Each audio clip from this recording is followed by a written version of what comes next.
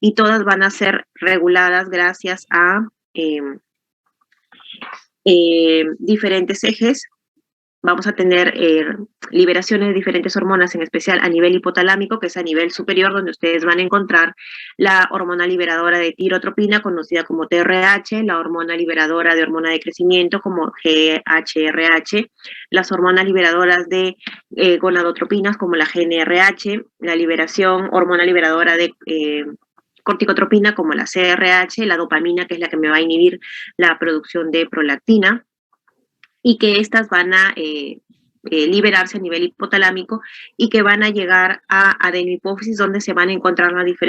diferentes grupos celulares, como las células lactotropas, mamotropas, somatotropas, corticotropas, tirotropas, y de acuerdo a la estimulación, pues vamos a encontrar que se van a estimular la producción de diferentes hormonas que van a salir de la hipófisis, tanto anterior como posterior. En el caso del anterior, pues si tenemos un estímulo, como ustedes ven en la figura,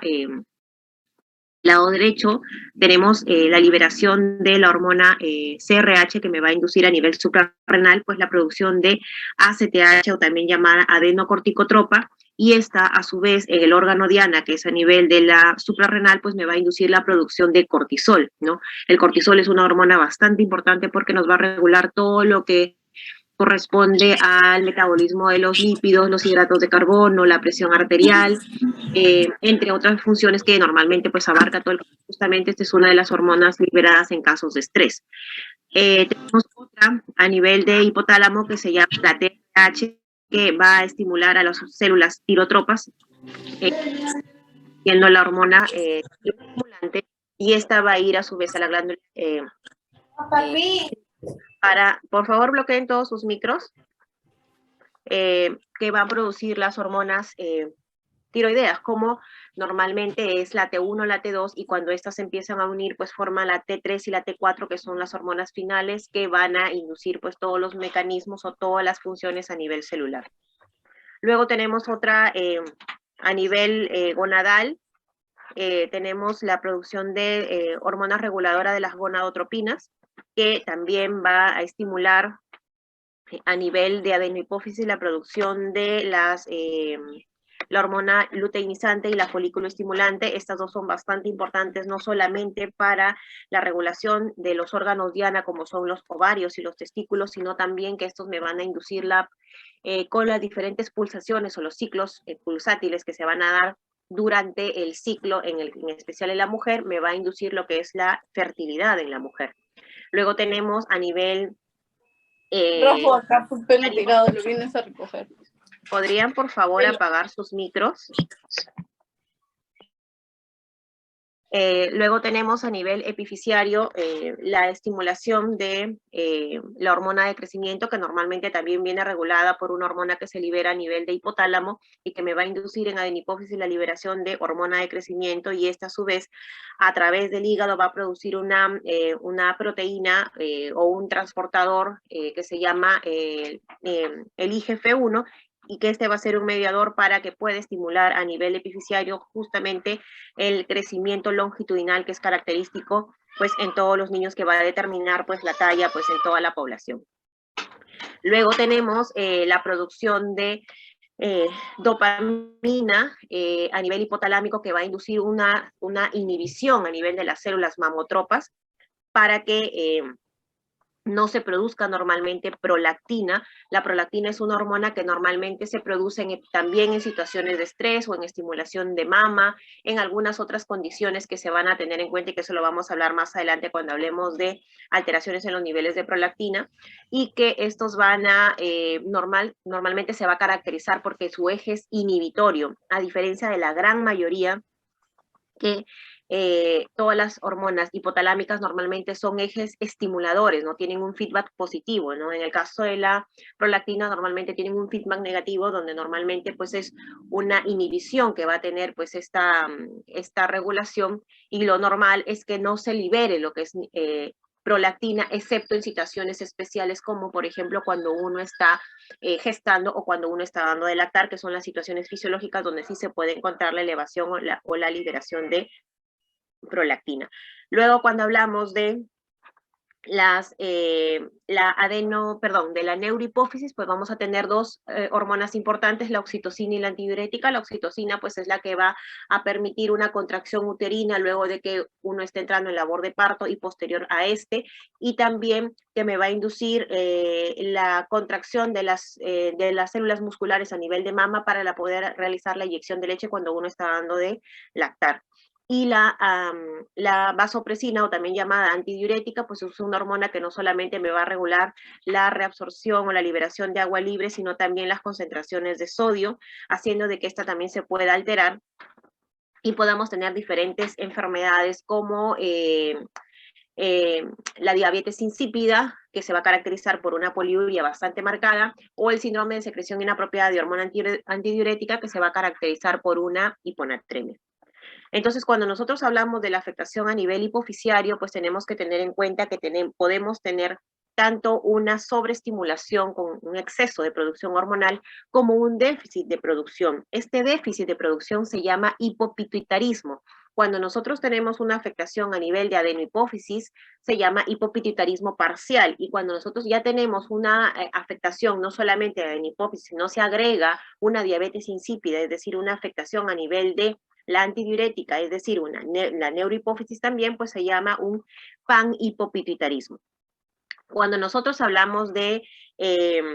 como les había mencionado, el hipopituitarismo puede ser de causas primarias o puede ser de causas secundarias. Cuando hablamos de causas primarias, pues vamos a tener en cuenta de que va a ser cualquier alteración que conlleve a la misma disfunción de las células hipofisiarias, que puede ser por una tumoración, por la compresión, por una tumoración, no solamente en hipófisis, sino en tejidos colindantes, por inflamación o por destrucción autoinmune, en el caso de las hipofisitis, en caso de una apoplejía, es decir, una destrucción, una necrosis de las células en la hipófisis, me puede inducir un hipopituitarismo, o causas secundarias por una afectación tanto a nivel del hipotálamo o del tallo hipofisiario, en el caso de pacientes que han sufrido un traumatismo cráneoencefálico, pacientes que se les ha manipulado quirúrgicamente y que por ende pues se haya lesionado cualquiera de los tejidos, puede conducir a que exista un hipopituitarismo post justamente esta lesión, que podría ser en este caso pues postquirúrgico. Como ustedes ven en el gráfico, en el cuadro, ustedes tienen las causas hipofisiarias, es decir, netamente de la misma adenohipófisis, que puede ser por la presencia de masas, de tumores, en el caso de cirugías que se están llevando a cabo por la presencia de una tumoración, por ejemplo, un craneofrengioma, o un disgerminoma, o un adenoma hipofisiario no funcionante. Pacientes que hayan recibido radioterapia craneal o hipofisiaria, ¿no? Por ejemplo, pacientes que de repente se les hizo el diagnóstico de una acromegalia y que se les hizo la resección de la tumoración y que aparentemente todo fue bien, no se lesionó ningún eje hormonal, y que posterior en el tratamiento de la acromegalia recibe radioterapia dirigida a hipófisis, y posteriormente esta radioterapia lo que hace es que me altera la función de las células hipofisiarias, induciendo a que a largo plazo el paciente pueda hacer un hipopituitarismo. Algunas enfermedades también, como la hemocromatosis, las inflamaciones, ¿no? Lo que se conoce como una hipofisitis, que puede ser linfocítica, granulomatosa, xantomatosa. En el caso del infarto hipofisiario, caracterizado en el caso del síndrome de Sheehan, el síndrome de Sheehan se caracteriza por que se presenta en las pacientes gestantes luego de que han dado a luz, a veces tienen una atonía uterina, y por esta hipotensión y esta hipoperfusión que tienen, justamente se infarta la hipófisis, y la paciente pues se caracteriza por un hipopituitarismo justamente post este infarto, y esto se llama un síndrome de Sheehan. Podemos tener apoplejías hipofisiarias en el caso de que se hayan presentado tumores muy grandes, ¿no? Macroadenomas hipofisiarios, y que por el contexto de que es una tumoración bastante grande, pues se infarta, y también pues nos conlleva a la insuficiencia celular. Luego tenemos, en el caso de afectaciones como infecciones o la presentación de abscesos hipofisiarios, que no son muy frecuentes, pero que de todas maneras son una de las causas de un hipopituitarismo. En el caso de la silla turca vacía, que no indica que no haya hipófisis, lo que pasa es que a veces hay un desplazamiento de líquido cefalorraquídeo a través de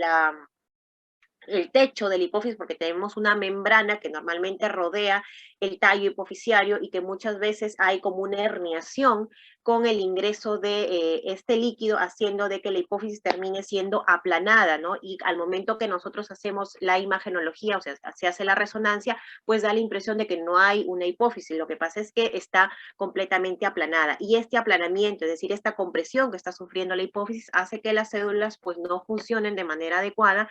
lo que conlleva que el paciente pues haga un hipopituitarismo. Tenemos alteraciones genéticas como la disgenesia del tallo hipofisiario y algunas otras enfermedades.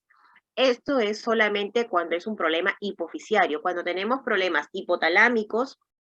podemos tener en cuenta que pueden ser secundarias a la presencia de craneofaringiomas, a metástasis de tumoraciones localizadas en otros órganos, secundarias también a una radioterapia, porque la radioterapia no solamente me puede inducir una hipofunción hipofisiaria, sino también hipotalámica, lesiones infiltrativas, ya sea por enfermedades como la sarcoidosis, histiocytosis, enfermedades granulomatosas como por ejemplo la tuberculosis,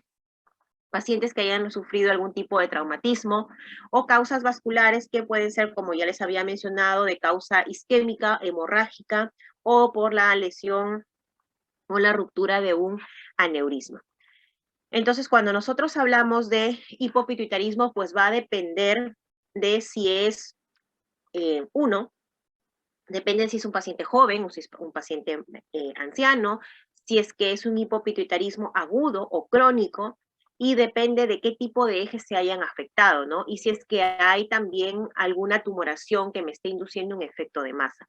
Entonces, si nosotros tenemos acá nuestros 5 ejes, porque normalmente casi nunca se toma la prolactina, porque en el caso de la prolactina normalmente me da sintomatología cuando hay un exceso, más no cuando hay una falta. Vamos a encontrar que cuando tenemos una alteración a nivel del eje córtico-tropo, es decir, de suprarrenal, y tenemos una falta de ACTH, va a depender si es que esta es una instauración aguda o crónica. Si es que es una aguda por una insuficiencia suprarrenal, por de repente, pues, una lesión hipofisiaria o una apoplejía hipofisiaria, que es una de las cosas más características, o un infarto hipofisiario,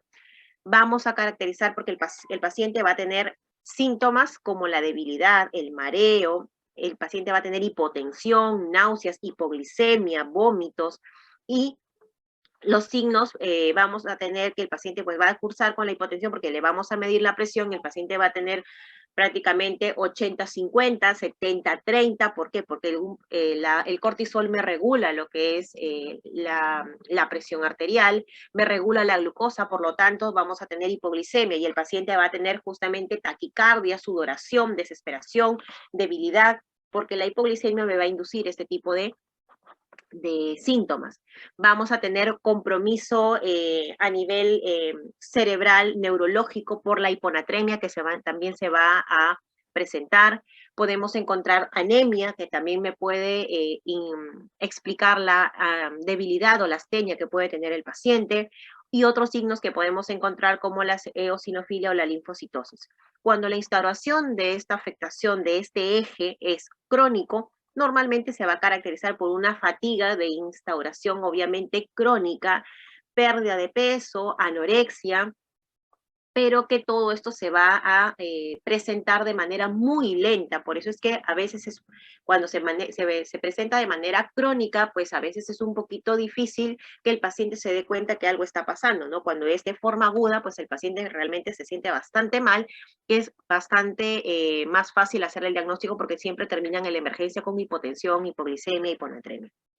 Cuando tenemos una afectación del eje tirotropo, es decir, afectación de la TSH o la hormona tiroestimulante, vamos a encontrar que si yo no tengo TSH, por ende, no voy a tener una estimulación a nivel de tiroides y no voy a producir hormonas tiroideas. Si no tengo hormonas tiroideas, yo necesito saber, obviamente cuando veo hipófisis, necesito saber para qué me sirve cada hormona, cuáles son los efectos de las hormonas a nivel de todos los tejidos, porque de esa manera yo voy a entender por qué mi paciente tiene los síntomas que tiene. Cuando yo tengo una afectación a nivel de TSH, voy a tener disminución de T4 y de T3. caracterizado por astenia, hiporexia, la piel reseca, la intolerancia al frío, la dificultad para concentrarse, los olvidos frecuentes, la caída del cabello, que las uñas se vuelven más frágiles, el estreñimiento, la hinchazón, el cansancio, el sueño. Y los signos que yo voy a encontrar es que muchas veces voy a tener una pequeña ganancia de peso por la retención de líquidos, bradicardia, hipotensión, hiporreflexia, hiponatremia. Si yo tengo una afectación a nivel de las hormonas gonadotropas, como la LH y FSH, voy a encontrar que cuando se presenta en la infancia, pues vamos a tener un retraso puberal, es decir, el niño va a tener de repente 13, 14 años y no va a tener cambio de voz, no va a tener crecimiento testicular, no va a tener crecimiento de vellos terminales, o en la mujercita no va a haber el desarrollo del botón mamario ni tampoco crecimiento a nivel de vello púbico. Y vamos a encontrar que el Tanner, que es una medición para ver el desarrollo puberal en los niños, va a estar completamente retrasado. Podemos encontrar que si es que ya se presenta no en niños, sino en pacientes adultos, vamos a encontrar que en hombres va a cursar con una pérdida de líbido, atrofia testicular, impotencia, en el caso de la mujer, alteraciones en la frecuencia de la presentación de las menstruaciones, lo que se denomina amenorreas o oligomenorreas, episodios de infertilidad, porque vamos a tener que no va a haber el pulso o el pico de LH, que es bastante característico y necesario para que pueda darse la ovulación. Y dentro de los signos podemos encontrar muchas veces la presencia de osteoporosis, ¿no? O pérdida justamente de la masa muscular. Cuando tenemos alteraciones a nivel del eje somatotropo, es decir, del eje de hormona de crecimiento, pues vamos a tener niños con retardo en el crecimiento, podemos tener en adultos debilidad muscular, porque el hecho de que uno sea adulto no significa que no va a seguir secretando hormona de crecimiento, se sigue secretando, lo que pasa es que es en concentraciones bastante pequeñitas que solamente me controlan, me dan la fuerza, la preservación de la masa muscular, y estos síntomas son los que justamente van a aparecer si es que yo tengo un déficit de hormona de crecimiento. Clínicamente vamos a encontrar otra sintomatología como la presencia de hipoglicemia, dislipidemias, aterosclerosis, y cuando ya tenemos la afectación de la antidiurética, cuando ya hay un compromiso del eje o de la neurohipófisis, vamos a encontrar que la falta de hormona antidiurética pues va a causar una poliuria y una polidipsia, porque el cuerpo va a ser incapaz de concentrar orina y prácticamente va a liberar o eliminar todo el agua libre que tenemos, caracterizando pues que la orina sea pues bastante diluida, por lo que vamos a tener una orina hipotónica. Y si es que el paciente está eliminando bastante cantidad de líquidos, pues vamos a tener la polidipsia, que va a ser gracias a la activación de los centros de la sed, y también como vamos a tener una liberación de agua libre, va a caracterizarse por una hipernatremia y una hiperosmolaridad plasmática, a diferencia a nivel de orina, donde vamos a encontrar una disminución de la concentración de sodio en orina y una disminución de la osmolaridad, porque prácticamente esta orina va a ser pues prácticamente diluida. ¿Cómo hacemos el diagnóstico cuando hablamos de un hipopituitarismo? Pues cuando tenemos afectación del eje tanto de la tiroides, de gónadas y a nivel de prolactina, a nivel de tiroides, pues vamos a encontrar que vamos a tener una TSH normal o baja, pero con una T4 libre baja. Lo normal es que cuando hay una afectación tiroidea, lo principal es que se me afecte mi glándula, es decir, que yo no pueda producir ni T3 ni T4. Pero si mi eje está intacto, lo normal es que mi hipófisis empiece a secretar un montón de TSH para seguir estimulando tiroides y que se pueda producir hormonas. Pero cuando yo tengo una afectación hipofisiaria, a pesar de que mi glándula no trabaje, pues la hipófisis va a tener una falta de estimulación, ¿no? Y si yo tengo una lesión a nivel hipofisiario, pues obviamente voy a tener una TSH bajita y no va a ser suficiente para estimular a la tiroides para producir hormonas tiroideas, y por lo tanto voy a encontrar T4 total, T4 libre baja. Cuando yo estudio la parte gonadal, voy a encontrar que si yo tengo una afectación hipofisiaria, mi LH y mi FSH va a estar disminuida. Y si es que yo no tengo LH y FSH normal para que me pueda estimular a nivel gonadal, pues voy a encontrar niveles de estrógenos y de progesterona y de testosterona pues bastante bajitos. Si es que voy a encontrar alteraciones en la prolactina, pues normalmente los niveles de prolactina se van a encontrar normales. Cuando yo estudio un hipopituitarismo, lo primero que yo voy a pensar es que de repente hay una tumoración que me está produciendo una compresión a nivel de hipófisis y que de repente esta tumoración pues me está produciendo prolactina. Entonces, cuando evalúo prolactina, pues normalmente se caracteriza en algunos casos por la presentación de una hiperprolactinemia, es decir, una tumoración grande que me está produciendo un montón de prolactina y que como es grande me está comprimiendo el resto de ejes hipofisiarios. Cuando hablamos de los ejes corticotropos o somatotropos, vamos a encontrar que para yo poder hacer el diagnóstico necesito evaluar el cortisol. Si yo tengo un cortisol en la mañana, a las 8 de la mañana, y veo que los niveles están por debajo de 3.6, porque lo normal, cuando hablamos de cortisol, hablamos del ritmo circadiano, y el ritmo circadiano es una condición que nos va a permitir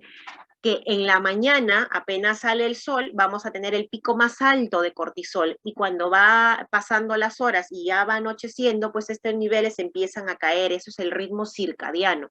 Cuando tenemos una enfermedad de Cushing o cuando tenemos un hipopituitarismo, este ritmo circadiano se rompe. Por lo tanto, si yo en la mañana debería tener los niveles más altos de cortisol y yo le hago el examen y veo que su nivel está en 3.6, significa que el paciente no está produciendo cortisol. Por lo tanto, el paciente tiene una afectación una afectación glandular a nivel de suprarrenal, que puede ser que el paciente tenga una insuficiencia suprarrenal primaria o que sea el problema a nivel hipofisiario y que no hay una suficiente estimulación de ACTH. Entonces, si yo mido la ACTH y veo que la ACTH está normal o bajo, me va a confirmar el diagnóstico. Si es que voy a encontrar que la ACTH está muy, muy alta, significa que hipófisis está intacta y el problema va a ser solamente de suprarrenal. Puedo utilizar otras pruebas, como por ejemplo pruebas dinámicas con la hipoglicemia insulínica, es decir, al paciente yo le administro insulina para bajarle los niveles de azúcar por debajo de 45. ¿Por qué? Porque cuando yo estoy frente a una hipoglicemia, van a actuar todas las hormonas contrarreguladoras para subirme el azúcar. Y las hormonas contrarreguladoras que tenemos en el cuerpo normalmente es el cortisol y la hormona de crecimiento. Entonces, si yo induzco una hipoglicemia a mi paciente, si yo veo que hay una buena respuesta de cortisol, hay una buena respuesta de hormona de crecimiento, significa que mis ejes pues están intactos. Cuando hablamos de el diagnóstico, pues también tenemos que tener en cuenta imagenología. Entonces, podemos hacer un examen que normalmente se hace, que es la resonancia de hipófisis o hipotálamo, que normalmente se cataloga como una resonancia solamente de estos dos grupos, no se pide resonancia cerebral porque los cortes son muy amplios y no nos permite poder encontrar lesiones, y siempre se tiene que hacer una campimetría visual. ¿Por qué? Porque podemos tener tumoraciones que me pueden afectar el nervio, los nervios ópticos justamente a nivel del quiasma por la misma disposición que hay a nivel en cuanto a las relaciones anatómicas que tenemos en hipófisis. Luego vamos a encontrar el tratamiento que va a depender de qué eje haya sido afectado, ¿no? Si yo tengo una afectación a nivel de ACTH, pues lo que yo voy a necesitar es administrar un tipo de corticoide. Lo que nosotros vamos a tener a la mano es la hidrocortisona, que normalmente se administra en la mañana y a las 5 de la tarde. Se puede repartir en 3 tomas, pero normalmente se prefiere utilizar 2 tomas. Si es que el paciente tuviera alguna enfermedad, alguna infección o que vaya a ser operado, pues siempre se recomienda duplicar la dosis para justamente evitar que mi paciente me haga hipotensión, me haga hipoglicemia, porque recordar que el cortisol es una hormona de estrés. Cuando yo voy a ser sometido a un estrés como una cirugía o estoy enfrentando algún tipo de infección o alguna enfermedad sistémica, lo normal es que mi cortisol aumente. Si yo tengo una afectación, ya sea hipofisiaria o ya sea netamente de suprarrenal, yo necesito doblar el medicamento, es decir, darle una dosis doble para que pueda simular lo que normalmente haría mi cuerpo frente a este tipo de situaciones. Si es que yo tengo una afectación a nivel de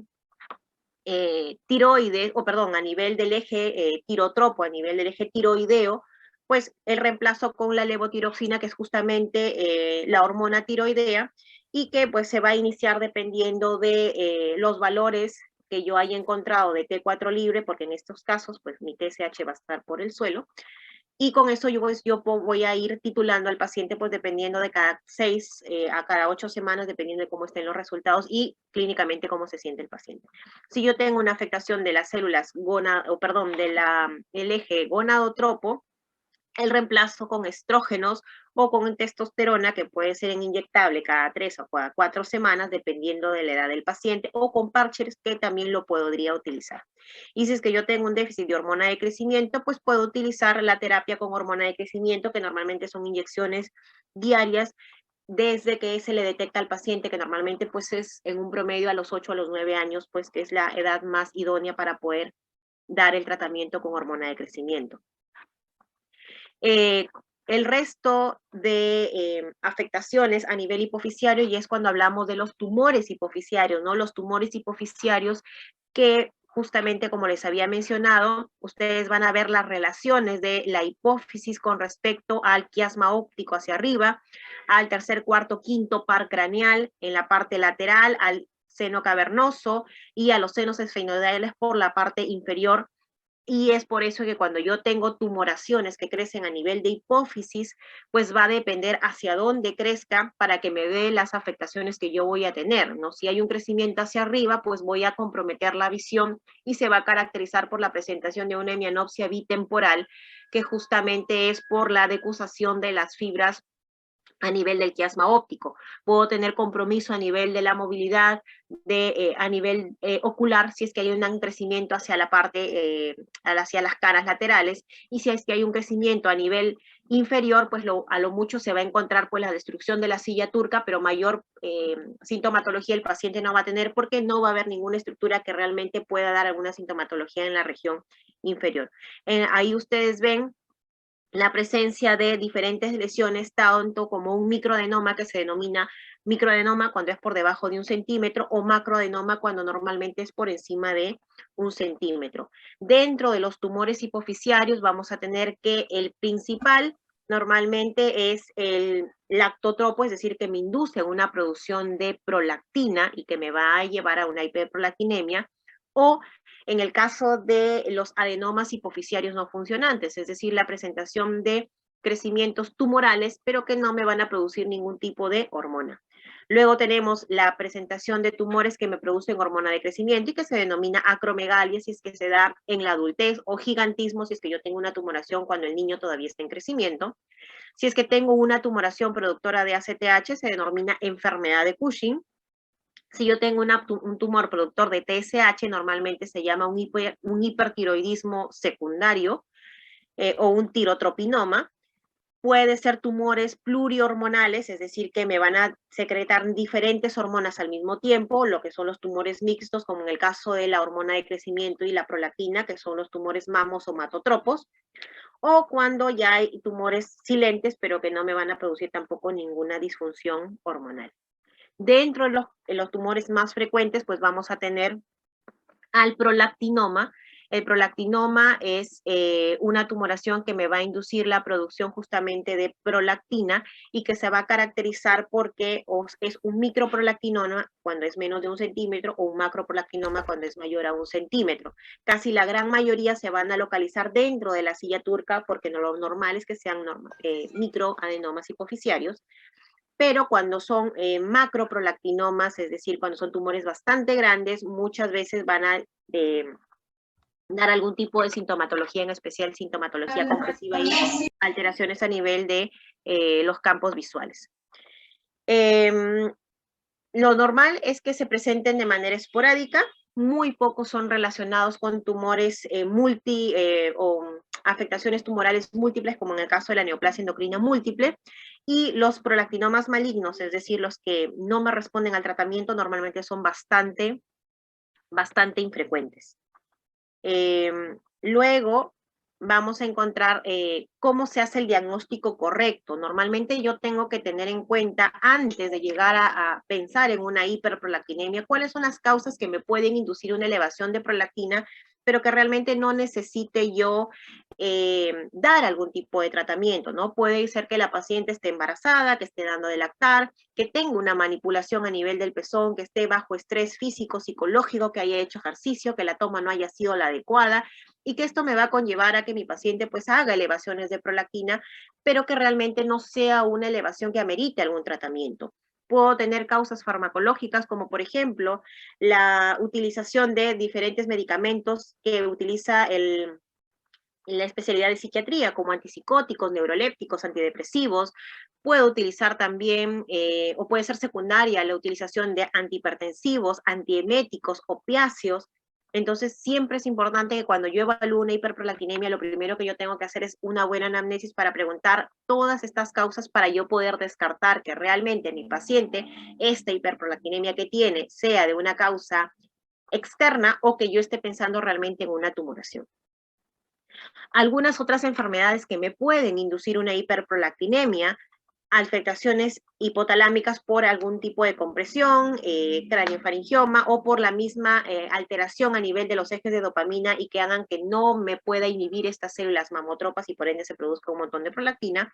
como en el caso de lesiones, traumatismos, irradiación, sección del tallo hipoficiario,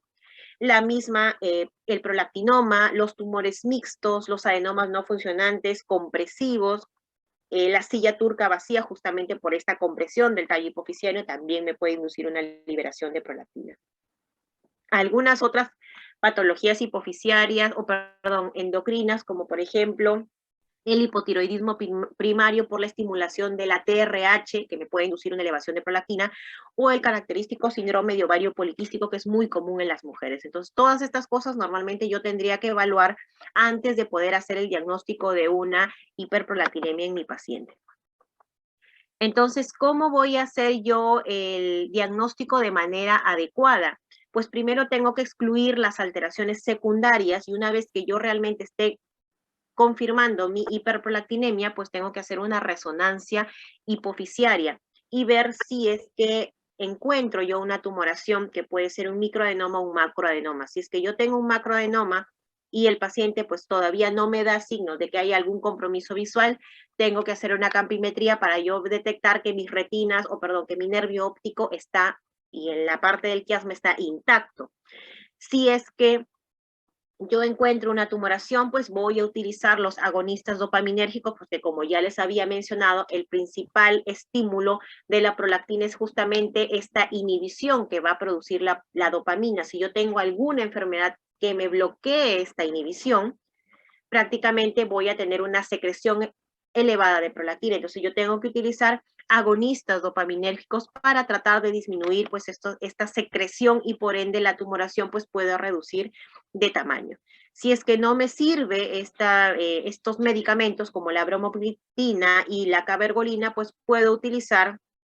radioterapia, y si es que yo ya tengo que mi paciente empieza a tener signos de hipertensión endocraniana, signos de compromiso ya del quiasma óptico con hemianopsia bitemporal, pues ya el tratamiento podría pasar a ser quirúrgico, ¿no? Entonces, ese es el manejo que normalmente se tiene en el caso de la hiperprolactinemia. Luego tenemos, en el caso del tratamiento, pues lo primero que yo tengo que llevar mis niveles a la normalidad, revertir toda la clínica que ha tenido mi paciente, ya sea si es que es hombre o mujer, reducir el tamaño tumoral con una resonancia control, restaurar la función gonadal, porque casi la gran mayoría de pacientes mujeres termina con infertilidad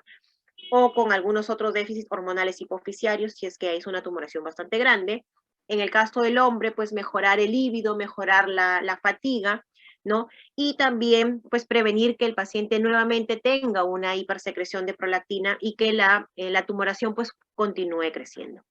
El medicamento que nosotros tenemos a la mano es la cabergolina, porque se puede utilizar una o dos veces a la semana, a diferencia de la bromocriptina, que en el caso en el Perú no la tenemos, pero que se tendría que utilizar varias veces al día y que esto es un poquito más difícil para los pacientes. ¿Qué pacientes normalmente se deberían manejar o qué pacientes deberían recibir el tratamiento? Normalmente casi todos los que tienen tumores más de 1 centímetro o que tengan menos de 1 centímetro, pero que tengan bastantes síntomas o que tengan deseos de gestación, tienen que recibir tratamiento. Si no quiere gestar, en el caso de la mujer, pues simplemente se puede optar por un manejo expectante, es decir, seguir observando a la paciente para ver si es que de repente estos niveles se pueden corregir. Si es que el crecimiento tumoral, es decir, si el tumor es bastante grande y clínicamente me compromete, pues entonces sí tengo que darle pues tratamiento. ¿Cuándo termina el tratamiento? Cuando el paciente haya pasado por lo menos 2 años y que los niveles de prolactina, conforme yo he ido disminuyendo progresivamente la dosis, pues se mantiene dentro del rango adecuado y veo que ya no existe una tumoración o que ha bajado pues de manera importante su tamaño. Luego tenemos la otra tumoración muy frecuente que es la acromegalia. La acromegalia hay que entender que es una tumoración que me induce la presentación de una hormona o la secreción de una hormona de crecimiento luego de que el paciente ha cesado el crecimiento, es decir, pacientes adultos. No es fácil de diagnosticar puesto de que muchos pacientes van a la consulta cuando ya tienen la tumoración muchos años, claro que ellos no lo saben, pero cuando ya hay esta clínica característica de lo que ustedes ven en la imagen, pues es porque el paciente pues ya tiene muchos años de enfermedad. Casi la gran mayoría son macroadenomas, es decir, son tumores grandes que pueden conllevar a presentaciones de sintomatología de compresión, de alteraciones visuales, de alteraciones de los otros ejes hipofisiarios, que induciéndome un hipopituitarismo compresivo, el hipogonadismo que se va a presentar, y lo característico que es el crecimiento acral en estos tejidos, ¿no? Por la misma depósito de estas sustancias que se denominan mucopolisacáridos, y esto es lo que me va a conllevar a que estos pacientes tengan pues el crecimiento a nivel de pies, a nivel de manos, el crecimiento a nivel mandibular, la macroglossia, crecimiento del arco cigomático, del arco ciliar. Y si es que yo tengo una hipersecreción en la niñez, ya no se denomina acromegalia, sino se denomina gigantismo. ¿Por qué? Porque en la niñez yo todavía tengo los centros de crecimiento que pueden ser estimulados. Entonces el niño va a tener un crecimiento longitudinal, a diferencia que en la acromegalia el crecimiento es acral. Puedo tener diferentes alteraciones o síntomas, signos, como por ejemplo a nivel articular, artropatías, dolores, el síndrome del túnel carpiano. A nivel metabólico, como la acromegalia es un exceso de hormona de crecimiento y la hormona de crecimiento es una hormona contrarreguladora que me aumenta el azúcar, puedo encontrar hiperglicemia, resistencia a la insulina, diabetes. A nivel cardiovascular voy a encontrar la presencia de hipertensión, hipertrofia ventricular izquierda, disfunción diastólica, arritmias, y tener en cuenta de que la principal causa de muerte en los pacientes acromegalios justamente es el alto riesgo cardiovascular. Por lo que el tratamiento se enfoca no solamente a bloquear la hipersecreción de hormona de crecimiento, sino disminuir el riesgo cardiovascular. ¿Por qué? Porque las alteraciones o los cambios en cuanto a las facciones que va a tener el paciente, pues esas sí son irreversibles. A nivel digestivo podemos tener la presentación de pólipos a nivel colónico, y que esto puede conllevar a que haya un mayor riesgo de cáncer de colon, alteraciones a nivel tiroideo, que puede conllevar a la presentación de nódulos, bóceos o alteraciones como agenesia tiroidea, en especial cuando es unilobular. Permítame un ratito que están ingresando más alumnos. Ya. En cuanto al tratamiento, pues cuando yo tengo una sospecha de que mi paciente puede ser acromegálico, lo primero que yo tengo que valorar es justamente el mediador que me induce el crecimiento, que es el IGF-1, y que se produce a nivel hepático. Entonces, si yo tengo un IGF-1, que normalmente los valores que yo voy a encontrar va a depender del sexo y de la edad, ¿no? Según cada rango etario yo voy a tener un valor específico. Entonces, si yo le hago esta medición a mi paciente y veo que está por encima del rango, puedo hacer un test de confirmación, ¿no? ¿Por qué? Porque el test de confirmación yo lo hago con glucosa anhidra, como si estuviera haciendo un descarte de diabetes, igualito. Pero en vez de medir no solamente glucosa, pues mido hormona de crecimiento tanto en ayunas como 2 horas después de esta prueba de tolerancia. Cuando yo tengo una tumoración productora de hormona de crecimiento, a pesar de que yo le dé este exceso de azúcar al paciente,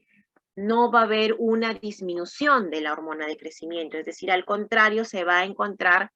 alta. Entonces, si yo tengo una hormona de crecimiento a las 2 horas después de esta sobrecarga mayor a 1, más una IGF-1 elevada, yo confirmo mi diagnóstico de acromegalia. Y si yo la confirmo, yo tengo que buscar la tumoración y por ende tengo que pedir una resonancia magnética con contraste de hipófisis para ver si es que es un microadenoma o si es un macroadenoma.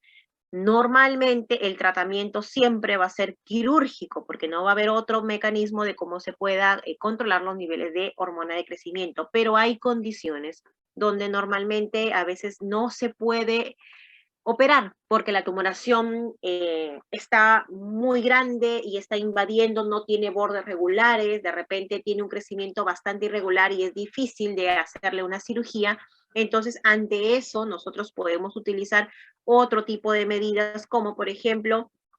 los análogos de la somatostatina, agonistas dopaminérgicos o el pegvisoman, que es un bloqueador de justamente de la acción de la hormona de crecimiento, y que todos estos medicamentos me van a inducir una disminución de la estimulación de la hormona de crecimiento en los tejidos finales, mejorando la hiperglicemia, mejorando la resistencia a la insulina, mejorando las dislipidemias, mejorando el riesgo cardiovascular, ¿no? Que es el tratamiento final que normalmente se tienen que dar en estos pacientes. Si es que yo no encuentro un manejo adecuado, a pesar de que yo le estoy dando el tratamiento a los pacientes, veo que continúa con una hipersecreción, puedo utilizar la radioterapia para tratar, entre comillas, de bloquear o tratar de destruir un poquito las células como para que ya no me esté produciendo tanta cantidad de hormona de crecimiento. Aquí ustedes ven los diferentes tipos de tratamientos, ya sea si es que yo voy a tener una cirugía, si es que voy a utilizar el octreotide, que es el medicamento que normalmente utilizamos en acromegálicos, como los análogos de la somatostatina, la cabergolina, que no solamente se puede utilizar en hiperprolactinemia, sino también en acromegalia, porque muchas veces hay tumores que son mixtos y que de una u otra manera me beneficia también para ayudarme a reducir la tumoración. El pegvisoman, que me bloquea el receptor de GH, es decir, me va a normalizar el IGF-1. Los niveles de hormona de crecimiento van a seguir altos porque esto no me va a bloquear la tumoración. Lo que me va a bloquear es su efecto a nivel hepático y por ende no me va a producir un montón de IGF-1, que este es el mediador que me va a inducir pues todas las acciones finales de la hormona de crecimiento. Y la radioterapia, si es que yo tengo restos tumorales, es decir, si es que yo operé al paciente o el neurocirujano operó al paciente, pero quedó un poco de tumoración y empieza a seguir secretando hormona de crecimiento, puedo darle radioterapia que me va a continuar esta reducción del tamaño tumoral y obviamente disminuir la hipersecreción de hormona de crecimiento. ¿Cuál es el problema? Que a largo plazo me puede inducir un hipopituitarismo. ¿Por qué? Porque me va a inducir pues justamente esta lesión a nivel celular. Luego voy a encontrar otra enfermedad que es la enfermedad de Cushing. La enfermedad de Cushing es el exceso de cortisol de manera producido a nivel de suprarrenal de manera crónica, pero por una tumoración en hipófisis. Cuando yo hablo de un hipercortisolismo, es decir, un exceso de cortisol en sangre, normalmente se llama síndrome de Cushing. El síndrome de Cushing es elevación de cortisol en sangre, no importa de dónde venga. Puede ser por pastillas o puede ser por una producción endógena. Si yo tengo una producción, un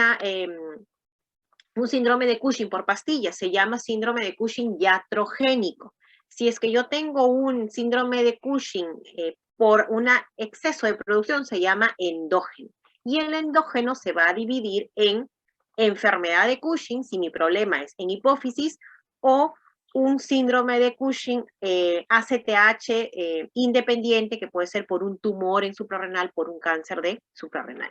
Entonces, cuando hablamos de una enfermedad de Cushing, es el síndrome de Cushing, pero que se produce por un exceso de ACTH, porque la tumoración a nivel de hipófisis. En el caso de el síndrome de Cushing endógeno, normalmente siempre es menos frecuente. Cuando hablamos de síndrome de Cushing, normalmente acá está, el título está mal, ahí normalmente es síndrome de Cushing y posteriormente se habla de enfermedad de Cushing. Cuando hablamos de síndrome de Cushing, la causa más frecuente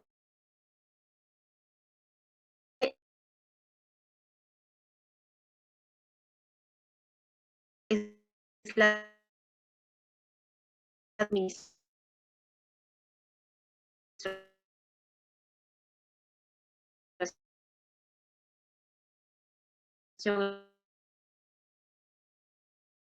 exógena de corticoides, es decir, problemas de Cushing con secundaria, es decir, por una tumoración en hipófisis, ya no se denomina así